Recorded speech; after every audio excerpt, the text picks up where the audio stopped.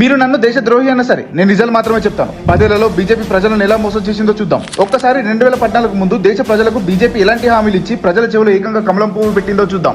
ఏడాదికి 1 కోటి ఉద్యోగాలు ఇచ్చి దేశంలో నిరుద్యోగం తగ్గిస్తామని అన్నారు. మరి 10 ఏళ్ల తర్వాత దేశంలో అన్ఎంప్లాయ్మెంట్ రేట్ ఎలా ఉందో తెలుసా? 2022లో the institute for human development ఇచ్చిన రిపోర్ట్ ప్రకారం ఇండియాలో నిరుద్యోగ రేటు 23.22% ఉంది.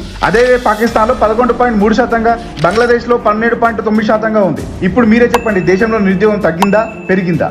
పెరుగుతున్న ధరలతో సతమతమవుతున్న సామాన్యులకు జీఎస్టీ ద్వారా ధరలు తగ్గిస్తామని అన్నారు. మరి ఇప్పుడు ధరలు తగ్గాయో లేదో మీరే అంచనా వేసుకోండి. 2013లో మన రూపాయి విలువ $1తో పోలిస్తే 54.78 రూపాయలు ఉన్నప్పుడు దేశాన్ని కాంగ్రెస్ ఆర్థికంగా నాశనం చేసిందని గొంతు చించుకొని నడిచిన మోడీ మరి 2025లో రూపాయి విలువ $1తో పోలిస్తే 88.79 పైసలకు తీసుకొచ్చారు. ఇప్పుడు చెప్పండి, మన దేశాన్ని ఆర్థికంగా నాశనం చేస్తుంది ఎవరని? దేశంలో ఉన్న నల్లధనాన్ని బయటకు తెచ్చి అందరి అకౌంట్ లో 15 లక్షలు వేస్తామని చెప్పారు. తీరా సీన్ కట్ చేస్తే కార్పొరేట్ కంపెనీలకు లక్షల కోట్ల అప్పును మాఫీ చేశారు. గత 10 ఏళ్లుగా జనాభా లెక్కలు చేయకుండా తమకు అనుకూలంగా పనిచేసే మీడియా ద్వారా తప్పుడు లెక్కలు చూపించి యావత్ భారత ప్రజలనే కాదు ప్రపంచ దేశాలకు తప్పుదోవ పట్టిస్తున్నారు.